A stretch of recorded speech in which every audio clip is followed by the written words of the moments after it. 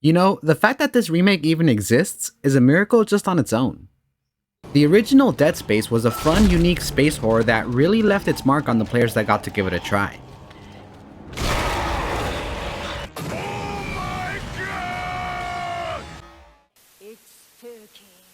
The creator stated that he was heavily inspired by Resident Evil 4, and it really shows. While the atmosphere and the space setting feel horrifying in a very unique way, you will find yourself focusing on maximizing your ammo and trying to make the most out of every resource you have. And how often you miss and how well you manage your resources could be the difference between surviving or becoming one of the undead monsters.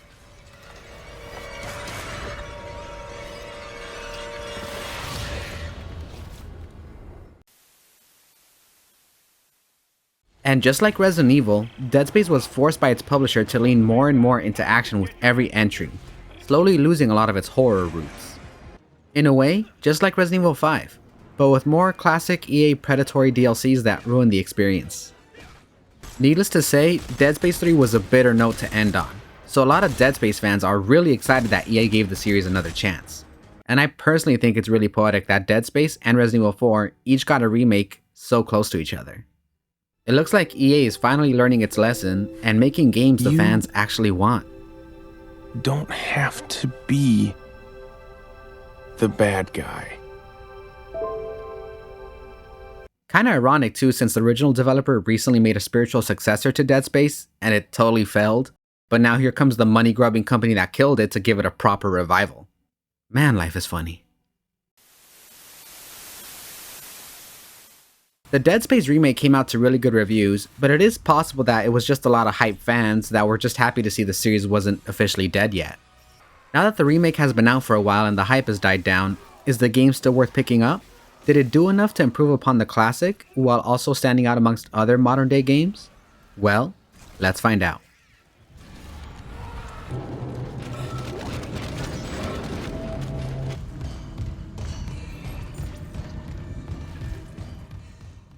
Obviously, the first thing we gotta talk about is what a gorgeous visual upgrade they did to the game. Huge shout out to the people that upgraded the textures and the models. Dead Space has literally never looked better. But one huge thing that also needs to be addressed is how crazy better the shadows are now. In a horror game, you really gotta focus on that fear of the unknown. Yeah, the monsters you do see have to be scary and send a chill down the player's spine, but making sure the shadows have just the right shade to them is arguably just as, if not more important. The shadows need just enough contrast to let the player see that there's danger, but not enough that they know what the danger is. What the hell is even that? I know it's expected for a remake to have the game look better than ever before, but I cannot stress enough how much the new coat of paint elevates the experience. All the Dead Space set pieces you remember are here and they benefit greatly from the new upgrade. I personally think the plasma cutter room is one of the most iconic moments in gaming, and it looks better than I ever could have imagined it.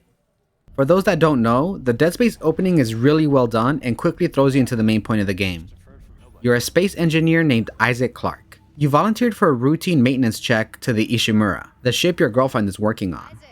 You were just hoping for a simple repair mission and some downtime with the wifey. But then, things got complicated.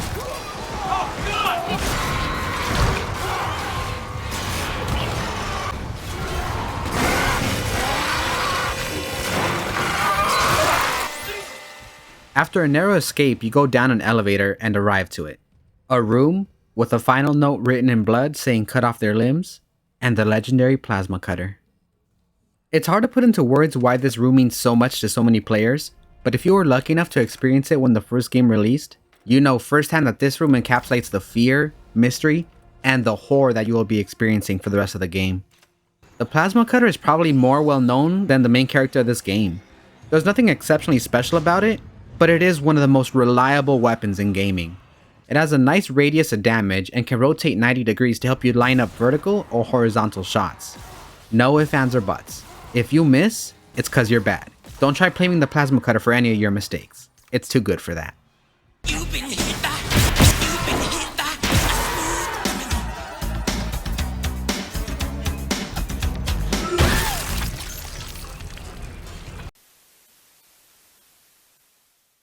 The game does have other weapons like a machine gun, a flamethrower, and a shotgun-like weapon, but remember that Dead Space is not your average shooter. You don't want to just hit your shots, you want your shots to hit and dismember. And this is why you want the plasma cutter at your side.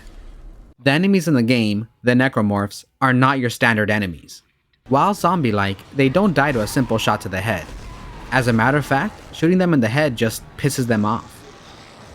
As the note suggests, you gotta aim for the limbs if you want to avoid seeing all the different ways Isaac can die.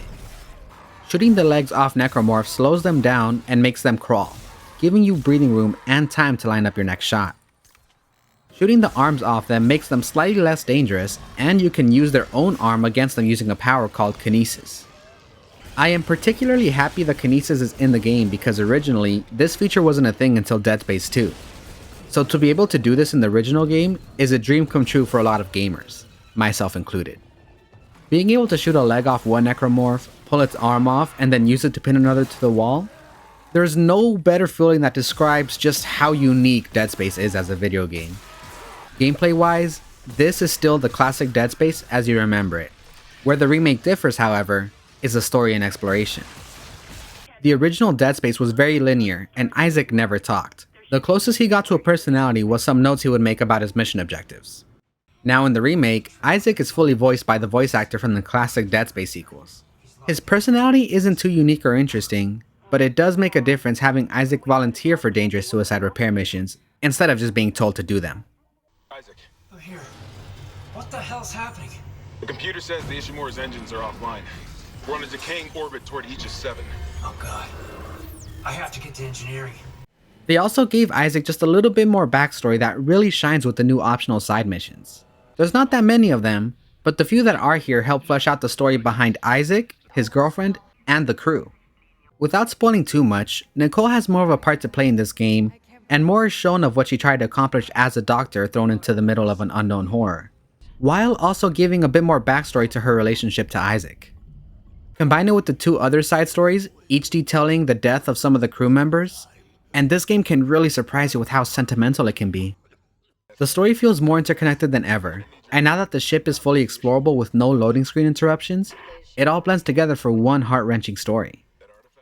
Don't get me wrong, it's still the classic dismembering Dead Space you know and love. You just know more about the random dead bodies you're dismembering, so it's just a little bit more emotional. My emotions! My emotions! All in all, this remake is definitely the best Dead Space experience possible. Aside from the graphical and story upgrades, they also add interesting cutscenes. You and your marker can go to hell. The only downside to the gameplay I can think of is that some of the weapon upgrades are tied to these security boxes that you need to do an entire scavenger hunt for. They're not the hardest thing to do, it's just annoying to have to backtrack for a lot of the game, and some of the unlocks aren't even that good. What? A reminder to like and subscribe? This is worthless! But that's the closest thing to criticism I actually have. The only real negative thing I can say about the remake is that they picked the worst possible box art. The original had a way better design. Ladies and gentlemen, there's box art, then there's box art. Look at this masterpiece. Just one look and you have so many questions. Where's the rest of them? Why was he hurt? Who hurt him? Why is he in space? Then you go over to the remake's cover and it's cool yet generic guy in suit holding weapon. And it even looks badly green screened in.